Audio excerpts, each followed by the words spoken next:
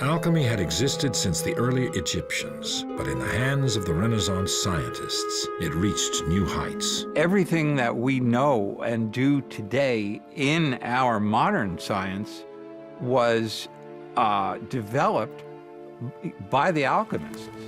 Laboratory techniques were part of the alchemical tradition. The observation of results, the scientific method is a child of alchemy.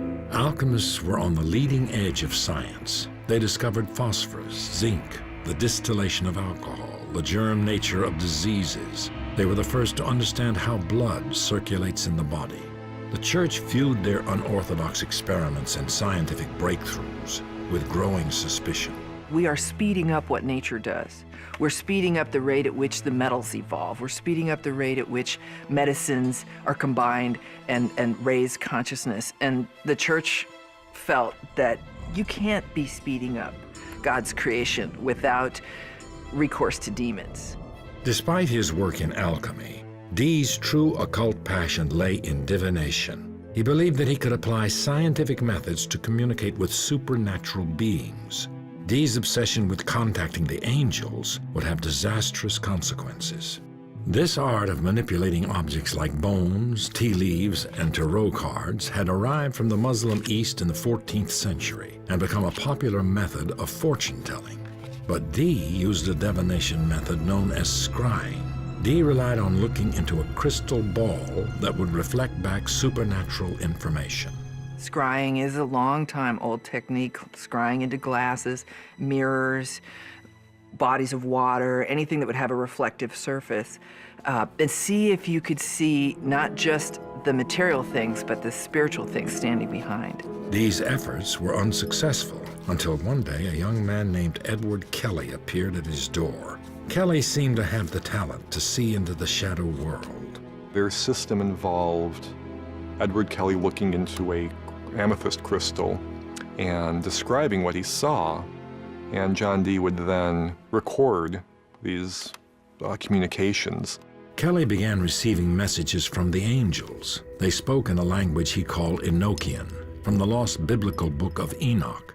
These transmissions are early examples of what New Age followers now call channeling. What Dee and Kelly brought forth was completely new.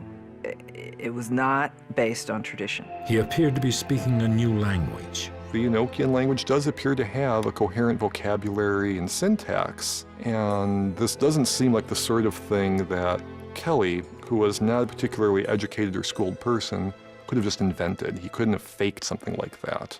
John Dee and Kelly embarked on a tour of Europe to share their discoveries, just as the Inquisition launched another crackdown against heretics. All you needed was a slight change in political or religious circumstance, and something that was considered exceptionally wonderful would then be considered demonic and scary. Dee returned home to England to find that a mob had destroyed his irreplaceable library and scientific and occult instruments.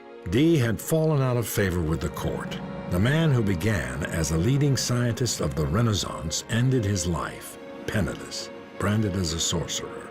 Dee's main legacy was not to science, it is to magic. And it's because of those who have come after, who have seized upon what he created and made it into a new worldview, whether it's consciousness arts or ceremonial magic or divination, could take place inside these new parameters that they set up. John Dee's fall was the beginning of the occult's end. The practices were reviled by the church as the work of demonic possession. From the 14th through the 16th century, more than 40,000 people would be executed for witchcraft. Occult ideas became embedded in the traditions of secret societies, such as the Freemasons and the Rosicrucians. They were tending to do them passed on among secret brotherhoods and organizations because these are very powerful and dangerous ideas, dangerous to status quo, dangerous to institutionalized religion. So there's an element of underground secrecy associated with some of these themes.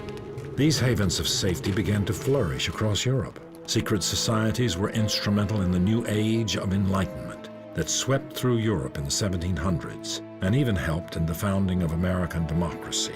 Participation in these organizations had fallen dramatically by the mid-1800s as they became more civic-minded and less interested in the occult. So what would cause a resurgence in the occult?